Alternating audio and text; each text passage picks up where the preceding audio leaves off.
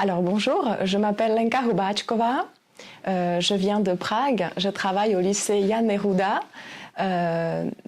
j'y enseigne l'histoire et j'y suis dans la section bilingue franco-tchèque. Alors moi avant de devenir prof, j'étais journaliste et pour ma maîtrise j'ai étudié à Sciences Po Paris, donc je renoue avec mon amour du français et depuis une dizaine d'années, je me suis donc reconvertie à la profession de prof et donc j'enseigne dans un établissement de 6 ans qui est en partie collège, en partie lycée. Alors moi j'ai vraiment voulu voir comment fonctionnent les sections bilingues en France. Donc je m'intéresse à la façon d'enseigner dans une langue étrangère une DNL, une discipline non linguistique, tous les défis que ça pose.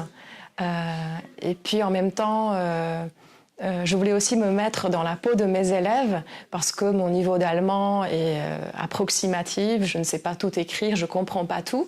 Donc je pense que je vais peut-être mieux me mettre dans leur peau grâce à ce stage. Donc c'était voir la façon de travailler des autres collègues dans le bilingue. C'était aussi de peut-être plus mettre l'accent sur la méthodologie, parce que la France elle est vraiment réputée pour être très axée sur la méthodologie avec des cours bien structurés. Donc j'ai voulu voir comment ça marche et comment les élèves s'orientent là-dedans.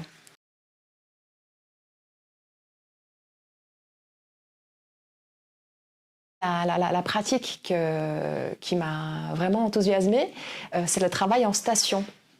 Donc c'est quelque chose que je trouve c'est beaucoup plus efficace qu'un travail de groupe où souvent il y a un ou deux élèves qui travaillent et les autres se laissent un peu entraîner, tandis que là les élèves bougent et sur chaque station, donc ils ont des questions à répondre et ça permet à tout le monde de faire tout et d'être bien concentré et en même temps de bouger.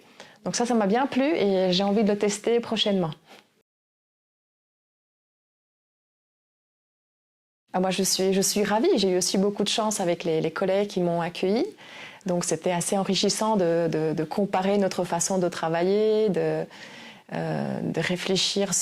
C'est vrai que dans le bilingue, il y a aussi beaucoup d'ambiguïté. Des fois, on se dit, est-ce qu'on va passer aussi par la langue maternelle? Quel est le dosage de la langue maternelle? Est-ce que des fois, pour accélérer ou pour faire parler les élèves, on autorise la langue maternelle, puis après on reformule dans la langue étrangère?